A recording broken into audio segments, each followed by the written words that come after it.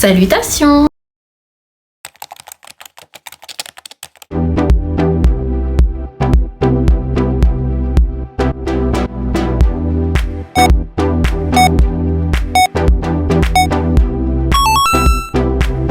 Comment allez-vous et bienvenue dans cette nouvelle vidéo. Aujourd'hui, on se retrouve pour un True Crime. Et aujourd'hui, c'est destination le Japon pour une histoire qui a énormément fait parler d'elle quand elle est sortie. J'ai avec moi mes notes et c'est parti. Dans cette histoire, on va voir deux personnages importants, Lindsay Ann Hawker et Tatsuya Ishihashi. On va commencer cette histoire en parlant d'abord de Lindsay. Lindsay, elle est née le 30 décembre 1984 et elle est d'origine britannique. Elle est diplômée de l'université de Leeds et elle est décrite par ses amis comme étant une personne souriante, toujours joyeuse, qui aime s'amuser. Lindsay, elle a un rêve et son rêve, c'est d'aller enseigner l'anglais à l'étranger. Et à l'âge de 22 ans, quand elle reçoit la proposition d'enseigner l'anglais au Japon, elle a immédiatement accepté. Pourquoi elle a choisi le Japon? Parce qu'en fait, Lindsay, elle est très friande de la culture japonaise. Pour ceux qui regardent des mangas, des dramas, pour ceux qui aiment la pop aussi, les otaku, etc. Vous voyez ce que je veux dire. Ceux qui aiment également la nourriture japonaise, le tempura, les takoyaki, etc., etc. En fait, Lindsay, elle était attirée par deux pays, la Nouvelle-Zélande et le Japon. Donc à partir du moment où elle a eu la proposition, elle a directement sauté dessus et elle est partie.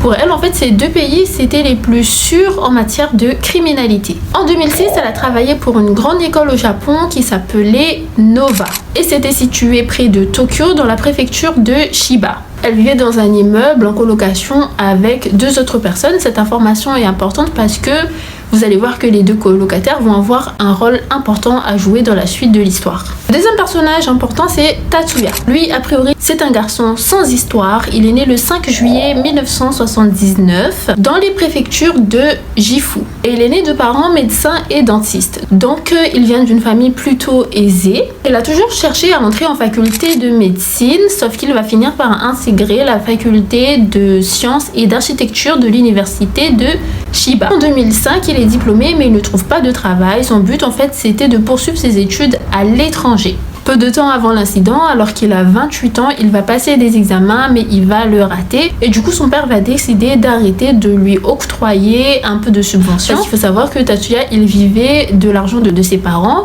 Ses parents lui donnaient environ 100 000 yens, donc 999 € par mois pour vivre. À partir du moment où il a raté ses examens, à 28 ans, son père lui a dit c'est bon, ça suffit, ils vont arrêter de lui donner de l'argent. Peut-être que son père, il s'était dit que si lui, il arrête de lui fournir de l'argent, dans ce cas, Tatsuya va se réveiller et il va vraiment chercher du travail. Je pense que son père voulait qu'il prenne un peu de maturité et d'indépendance.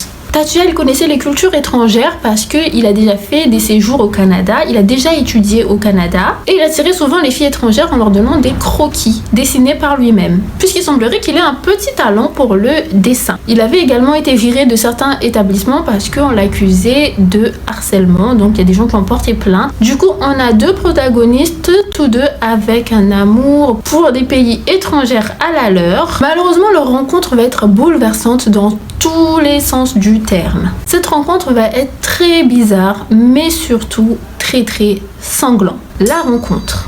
Le 20 mars 2006, alors que Lindsay sortait du travail, elle est abordée par Tatsuya. Et sa manière de l'aborder est assez étrange parce qu'il va lui dire « Tu es mon professeur d'anglais, mais tu ne le sais pas encore. » Lindsay, elle se dit « C'est bizarre puisque justement, elle connaissait tous ses élèves et celui-là ne lui disait absolument rien du tout. » Lindsay, elle était sûre à 100%, cet élève-là ne faisait pas partie des siens. Comme Tatsuya, il remarque que Lindsay ne bronche pas, il va demander à Lindsay d'être son professeur d'anglais. Mais Lindsay, elle va refuser. Elle va monter sur sa bicyclette, elle va pédaler jusqu'à chez elle. Une fois arrivée devant chez elle, elle croit qu'elle a semé Tatsuya, mais en fait pas du tout. Elle se rend compte en descendant de sa bicyclette que Tatsuya l'avait suivi à pied. Il faut savoir en fait que Tatsuya, il avait l'habitude de courir plus de 25 km tous les jours. Il était obsédé en fait par son corps et sa santé. Et 25 km, c'est énorme. C'est pas un énorme problème pour lui de rattraper une personne qui était à vélo. Lorsque Lindsay descend de son vélo et qu'elle le remarque, il va s'approcher d'elle et il va simplement lui demander un verre d'eau. Lindsay, elle va accepter. Elle fait monter Tatsuya dans son appartement, histoire en fait de lui faire comprendre que Lindsay, elle ne vit pas seule, qu'elle a des colocataires, donc que si se passait quelque chose, s'il avait l'intention de faire quelque chose de mal, il pourra pas. Une fois dans l'appartement, Tatsuya, il prend un feuille, un stylo, il va dessiner le croquis de Lindsay avec dessus son nom, son prénom, son numéro de téléphone et son adresse, donc il va y mettre ses coordonnées. Finalement, Lindsay, elle cède et 4 jours plus tard, les deux se retrouvent dans un café. Elle avait finalement en fait accepté de donner des cours d'anglais à Tatsuya et du coup en fait tous les jours avant que Lindsay ne se rende au travail, elle donnera des cours à Tatsuya et ensuite elle se rendra au travail par la suite. Sauf que Tatsuya va dire à Lindsay qu'il n'a pas d'argent sur lui en ce moment pour la payer et du coup il va proposer à Lindsay de venir avec lui dans son appartement.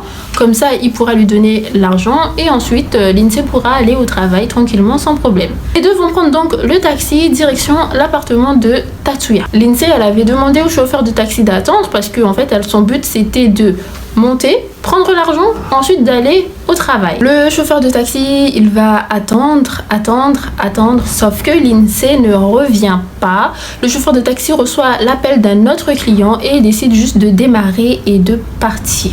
C'était la dernière fois que Lindsay Ann Hawker a été vue vivante. Le chauffeur de taxi et Tatsuya sont donc les seuls témoins. Le corps de Lindsay va être retrouvé selon le rapport de police. Son corps présentait des hématomes, des ecchymoses et des signes de lutte et que ses blessures auraient pu être causées par un meuble. Un autre ecchymose de la taille d'un œuf se trouvait sur le côté gauche de son visage. Et celui-ci a pu être infligé par un coup de poing. Le cartilage du cou de Lindsay a également été rompu au cours d'un étranglement. On comprend donc qu'il y a eu une lutte, il y a eu des coups et il y a eu strangulation. Comme Lindsay, elle vivait en colocation, ses colocataires vont voir que Lindsay, elle est toujours pas rentrée alors que c'était une fille qui était très ponctuelle.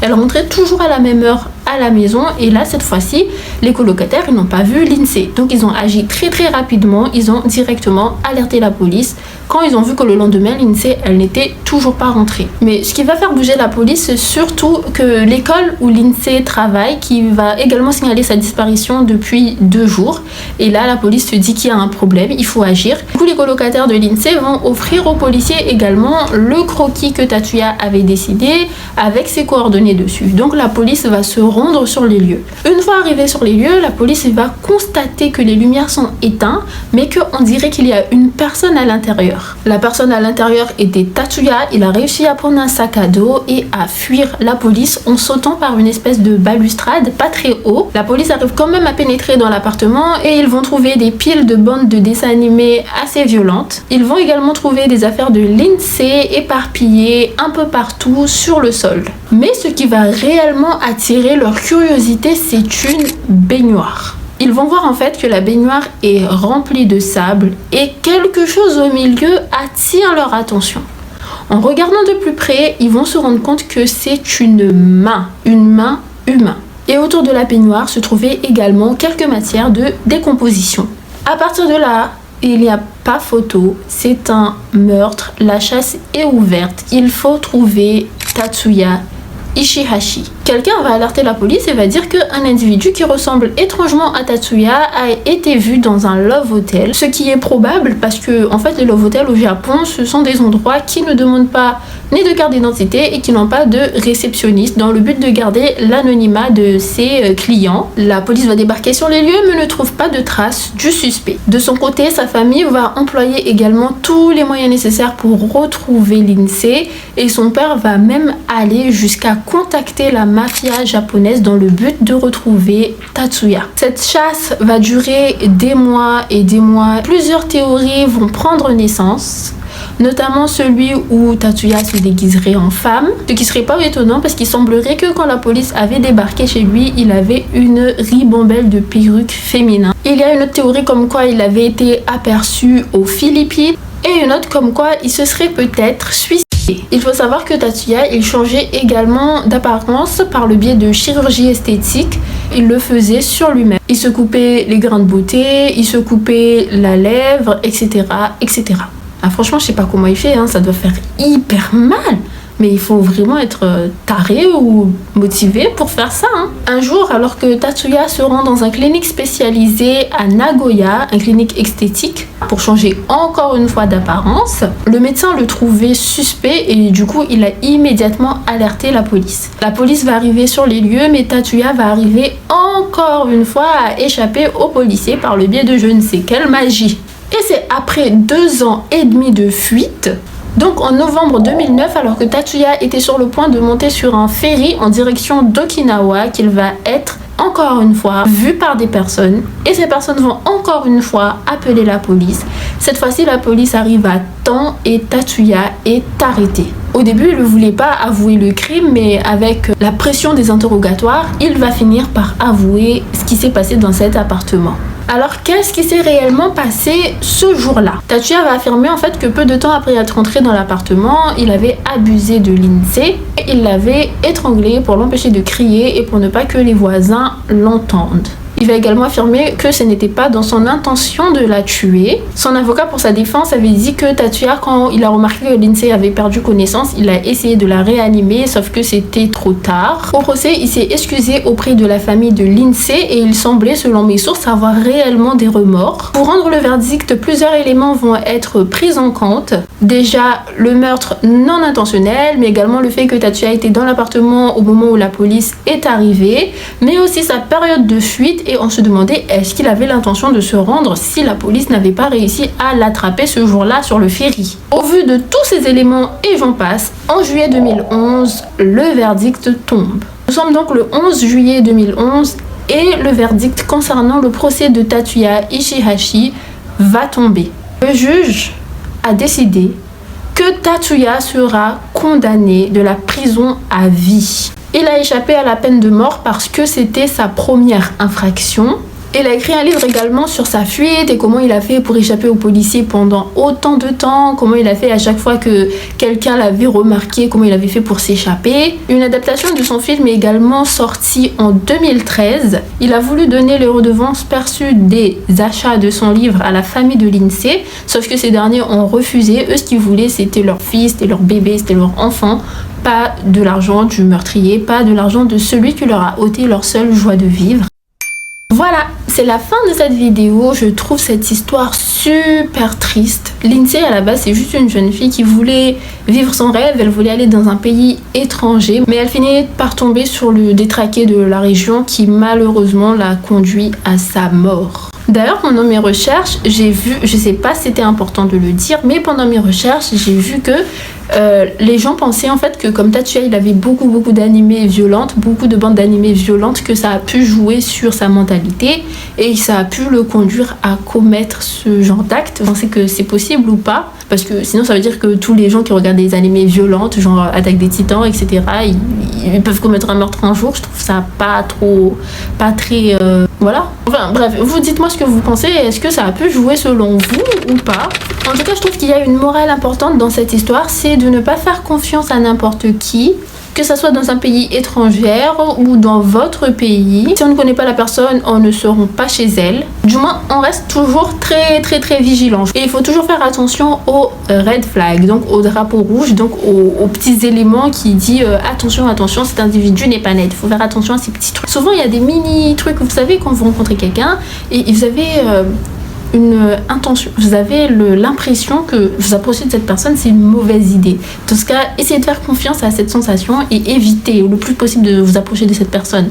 Au pire des cas, vous allez passer devant une belle amitié, mais c'est pas trop grave, il y a plein d'autres gens dans le monde. Meilleur des cas, vous échappez à une personne qui n'était pas du tout bien intentionnée envers vous. De toute façon, comme j'ai dit, il y a environ 7 milliards d'habitants sur Terre, vous trouverez bien une amitié quelque part d'autre que cette personne. Enfin bref. J'espère que cette vidéo vous a plu, que vous avez passé un très bon moment avec moi. Moi, j'ai passé un très bon moment à faire les recherches, à le filmer.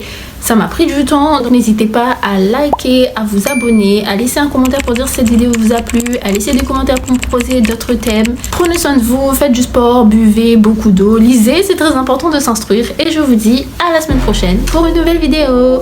Bye!